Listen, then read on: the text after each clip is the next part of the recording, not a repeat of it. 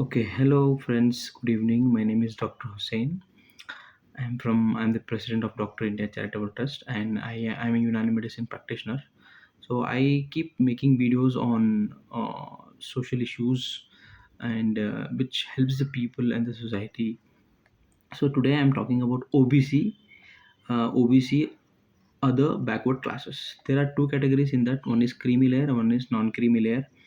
Muslims can make these certificates whose family income is below 8 lakh rupees. This is very very important.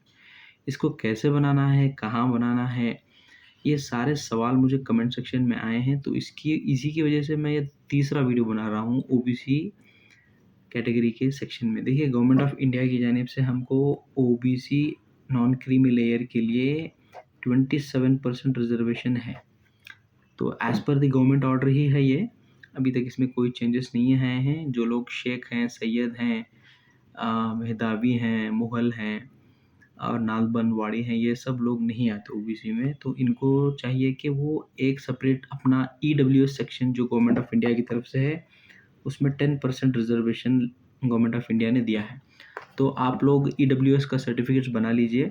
OBC जो लोग ये category में हैं, तो वो लोग ईडब्ल्यूएस बनाइए. जो लोग ये कैटेगरी से बाहर हैं, तो वो लोग ओबीसी एनसीएल बनाइए. देखिए, सबसे पहले आप अपने नज़दीक के जो भी आपका घर है, उसकी जो जुरिस्डिक्शन में आते हैं, वहाँ के तहसीलदार ऑफिस को जाइए.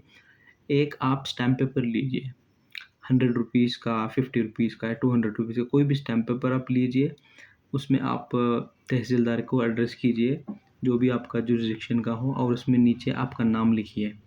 उसमें जो रहता है स्टैम्प पेपर, आप जब लेने जाते हैं तो उसमें साफ साफ लिखा है कि किसको आप एड्रेस कर रहे हैं. तो उसमें तहसीलदार और नीचे अपना नाम लिख लीजिए.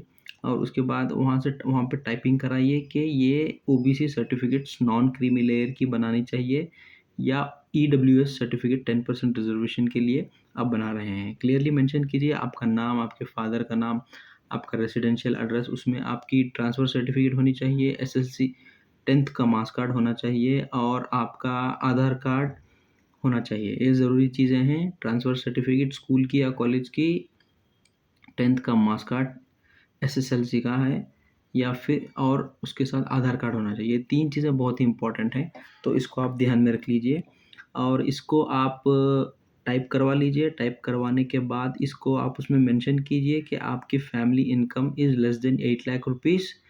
एंड आफ्टर दैट उसमें आप ये भी मेंशन कीजिए कि आई fall under the category of OBC -NCL non creamy layer बोल के मेंशन कीजिए. और उसके बाद आप लॉयर को बात करके एक नोटरी करा लीजिए. नोटरी कराने के बाद जो स्टैम्प पेपर का डॉक्यूमेंट है, टाइप डॉक्यूमेंट, उसके साथ SSLC marks card, Aadhaar card and your transfer certificate, ये तीनों चीज़ें आप ले जाकर अपने तहसीलदार की जो भी नियर बाय आपके घर के पास है, वहाँ पे ऑफिस में दे दीजिए. वहाँ पे आपको लेके 40 रुपया लेंगे, ज़्यादा पैसा नहीं लेंगे. वहाँ से लेके आप अपना रजिस्ट्रेशन एक्नॉलेजमेंट सर्टिफिकेट ले सकते हैं. उसको उसमें आपका आरडी नंबर आएगा, उसमें लिखा रहेगा आरडी नंबर. तो ये आरडी नंबर आपके लिए बहुत ही फ़ायदेमंद है. इसी के बेसिस पर आपका ओबीसी का प्रिंट भी निकलेगा और इसी के हिसाब से आपकी सर्टिफिकेट भी आएगी. वो 1 साल के लिए सर्टिफिकेट रहेगी, उसको हर साल आपको रिन्यू कराना पड़ेगा. उसमें देखिए 2 टाइप के सर्टिफिकेट्स होते हैं. एक तो ओबीसी फॉर एम्प्लॉयमेंट पर्पस, एक तो OBC for for your education purpose. उसमें आपको मेंशन करना पड़ेगा कि आप किस लिए ओबीसी सर्टिफिकेट बना रहे हैं. तो आप उसमें मेंशन कीजिए कि this certificate is for employment purpose, this certificate is for education purpose. तो क्लियरली मेंशन कीजिए, जो भी है, जैसा भी है, सही में आप उसको मेंशन करके अपना ओबीसी सर्टिफिकेट बनाइए. ये बहुत इंपॉर्टेंट सर्टिफिकेट है. इसमें आपको 3 साल का एक्सटेंशन मिलेगा. जॉब्स में, एजुकेशन में 3 साल में आप बहुत कुछ कर सकते हैं. तो 3 साल का एक्सटेंशन के साथ इसके बहुत सारे बेनिफिट्स भी हैं गवर्नमेंट ऑफ इंडिया में. और स्टेट की सर्टिफिकेट अलग है, सेंट्रल गवर्नमेंट की सर्टिफिकेट अलग है. सेंट्रल में जब जैसे आपकी डिफरेंट स्टेट्स हैं, यहाँ पर कर्नाटक स्टेट में तो 2B का कैटेगरी है मुस्लिम्स के लिए. बाकी स्टेट्स में अलग-अलग होंगे, वो आप अपनी तहसील से ही पता कर सकते हैं. मुझे उसके बारे में उतना नॉलेज नहीं है.